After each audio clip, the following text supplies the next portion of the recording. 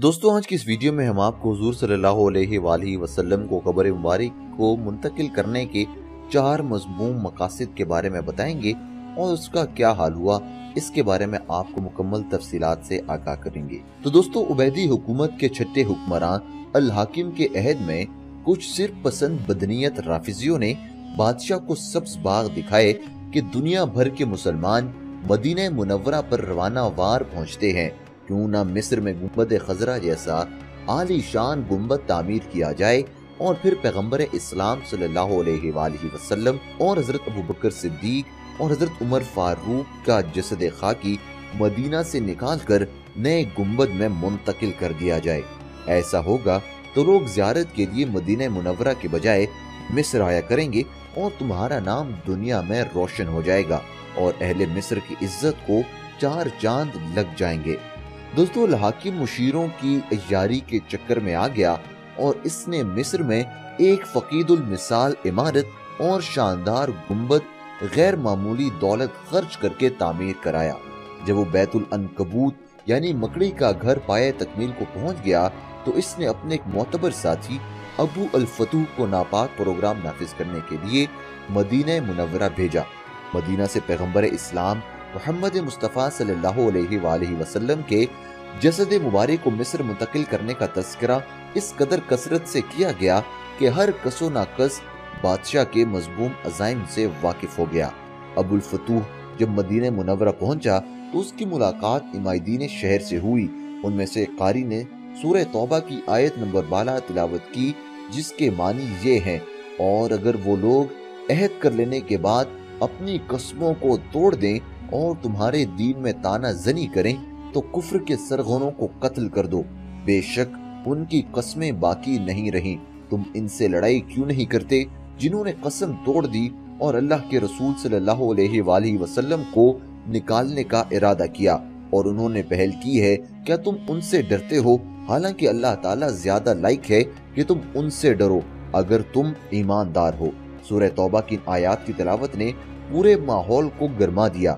हाजरीन में एक अजीबो गरीब किस्म का वलवला पैदा हो गया और वो अबुल फतूह को कैफर किरदार तक पहुंचाने पर तैयार हो गए।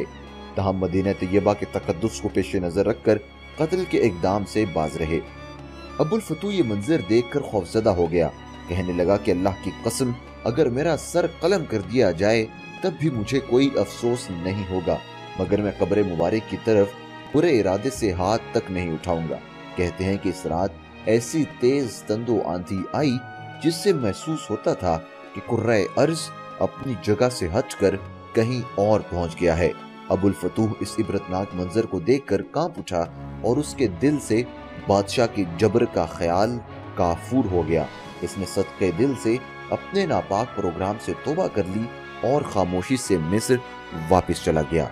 दोस्तों, इसकी दूसरी कोशिश के बारे में आपको बताएंगे, लेकिन उससे पहले मैं आपको याद दहानी करवाता चलूं कि अगर आप हमारे चैनल पर पहली मर्तबा आए हैं तो इसे सब्सक्राइब जरूर कीजिएगा और मौजूद घंटी की अलामत को दबा दीजिएगा, क्योंकि हमारा चैनल सिरातुल हक सोशल मीडिया पर वो वाहिद चैनल है जो कि आपको इस्लामिक वाक़यात, इस्लामिक पर्सपेक्टिव से जिंदगी गुजारने के तरीके और आपकी डेली लाइफ से मुतालिक मालूमात फराहम करता है, जिससे आपकी जिंदगी संवर सकती है। इसलिए आप इसे सब्सक्राइब जरूर कीजिएगा। तो दोस्तों, बढ़ते हैं दूसरी कोशिश की जानिब। की दूसरी कोशिश कब की गई? दोस्तों, शेख शमसुद्दीन सवाब रहमतुल्लाह बयान करते हैं कि मेरे एक मुखलिस दोस्त जिनके अमीर मदीना से गहरे ताल्लुकात थे मेरे पास आए और कहने लगे कि हल्फ के राफिजियों की एक जमात अमीर के लिए कीमती सामान और आला दर्जे के तहाइफ लेकर पहुंची है। हल्फ के राफिजियों ने अमीर को अबू बकर और उमर रज़ियल्लाहु ताला अन्हुमा की अजसाम निकाल कर ले जाने पर रजामंद कर लिया है। अमीर मौसूफ मजहबी बेहिस्सी के बाइस इनके चक्कर में आ गया और इन्हें अजसाम कब्र से निकाल कर ले जाने की इजाजत दे दी। शेख शमसुद्दीन कहते हैं कि ये सुनकर मेरे हवास उड़ गए। मैं भी उस फिक्र में बैठा हुआ था कि अचानक अमीर का कासिद मुझे बुलाने आ गया। मैं हाजिर खिदमत हुआ।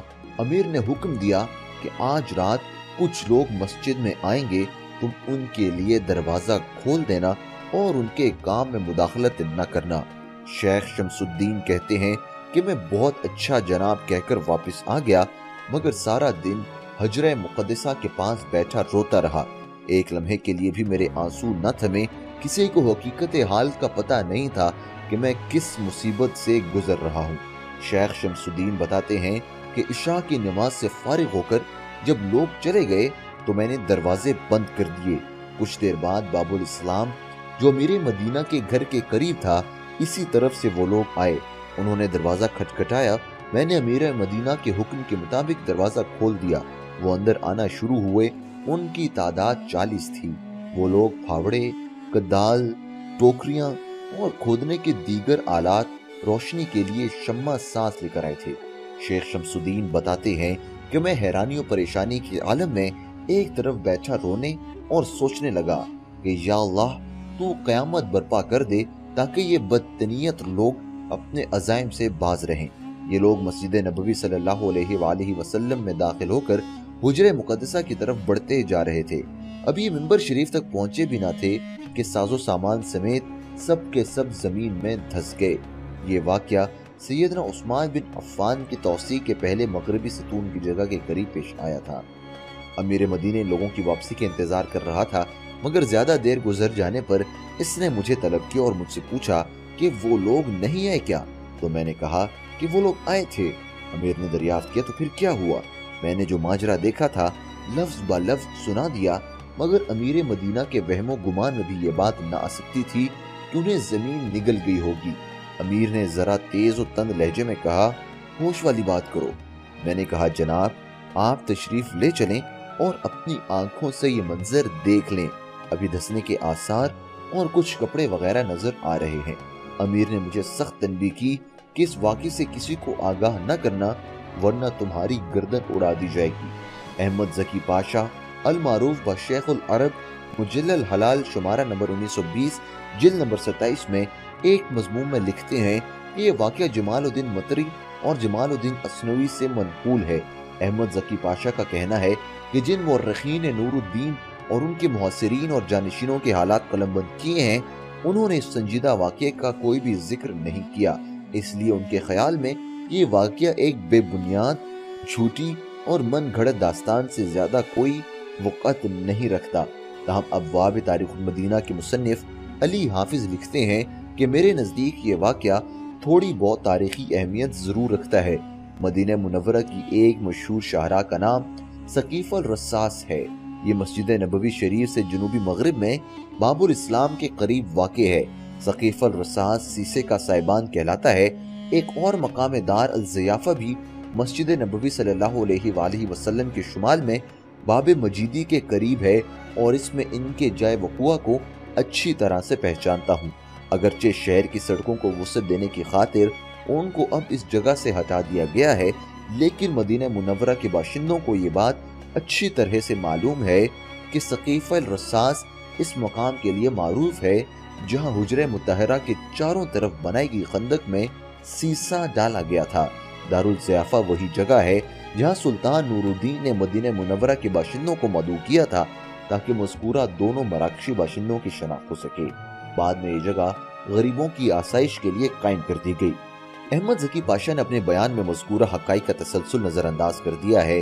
یہ بات بعید از امکان نہیں کہ اس بات کو صیغہ راز میں رکھا گیا ہو، اور جن مورخین نے سلطان نور الدین کے حالات قلم بند کیے ہیں انہیں اس کے بارے میں کوئی علم نہ ہو سکا ہو۔ المطری اور اثنوی کے بیانات میں اختلاف فطری امر ہے، کیونکہ دونوں مورخین نے واقعات قلم بند کرتے وقت ایک جداگانہ طرز اختیار کیا ہے۔ دوستو تیسری کوشش کی بات کرتے ہیں۔ یہ کوشش 557 ہجری مطابق 1162 کے دوران سلطان نور الدین زنگی کے دور میں کی گئی۔ اس کے کرتا دھرتا نصرانی تھے۔ سلطان نور الدین زنگی رات کو تہجد پڑھ کر سو گئے تھے۔ خواب میں نبی کریم صلی اللہ علیہ وآلہ وسلم کو دیکھا۔ آپ صلی اللہ علیہ وآلہ وسلم دو افراد کی طرف اشارہ کر کے کہہ رہے تھے کہ مجھے بچاؤ، مجھے ان دونوں سے نجات دلاؤ۔ نور الدین زنگی گھبرا کر اٹھ بیٹھے، وضو کیا، نماز پڑھی اور پھر سو گئے۔ انہوں نے وہی خواب پھر دیکھا، بیدار ہوئے، نماز پڑھی اور سو گئے۔ نور الدین زنگی نے تیسری بار پھر وہی خواب دیکھا تو اٹھ کھڑے ہوئے اور کہا کہ اب سونے کی کوئی گنجائش نہیں۔ نور الدین زنگی کا ایک خدا ترس وزیر جمال الدین الموصلی تھا۔ انہوں نے اس کے پاس پیغام بھیجا اور اسے اپنے ساتھ پیش آنے والا واقعہ مطلع کیا۔